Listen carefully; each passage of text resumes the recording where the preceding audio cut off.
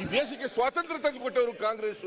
ಇವರು ಬಂದು ಹಿಂಬಾಗಲಿನಿಂದ ಬಂದು ಅನುಭವಿಸ್ತಕ್ಕಂಥವ್ರು. ಇವರು ಬಂದು ಬಾಯಿ ಬಂದಾಗ ಮಾತಾಡ್ತಾರೆ.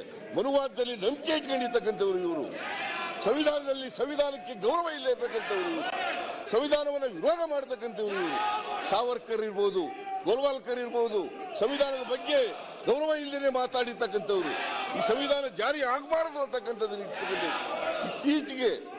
ಇತ್ತೀಚೆಗೆ ನಮ್ಮ ಅನಂತಕುಮಾರ್ ಹೆಗ್ಡೆ ಒಂದು ಮಾತು ಹೇಳಿದ್ದಾರೆ. ಮಿನಿಸ್ಟರ್ ಆಗಿದ್ದಾಗ, ನಾವು ಅಧಿಕಾರಕ್ಕೆ ಬಂದಿರೋದೇ ಸಂವಿಧಾನವನ್ನು ಬದಲಾವಣೆ ಮಾಡಲಿಕ್ಕೆ. ಅವತ್ತು ಮಂತ್ರಿ ಆಗಿದ್ರು ಅನಂತಕುಮಾರ್ ಹೆಗ್ಡೆ, ಮಂತ್ರಿ, ನರೇಂದ್ರ ಮೋದಿಯವರ ಮಂತ್ರಿಮಂಡಲದಲ್ಲಿ ಮಂತ್ರಿ. ಅವ್ರ ಮೇಲೆ ಬಿಜೆಪಿ ಆಗಲಿ ನರೇಂದ್ರ ಮೋದಿ ಅವರಾಗ್ಲಿ ಕ್ರಮ ತಗೊಳ್ಳಿಲ್ಲ. ಅದರ ಅರ್ಥ ಅದು ಬಿಜೆಪಿಯ ನಿಲುವು, ಬಿಜೆಪಿ ಸರ್ಕಾರದ ನಿಲುವು ಅದು.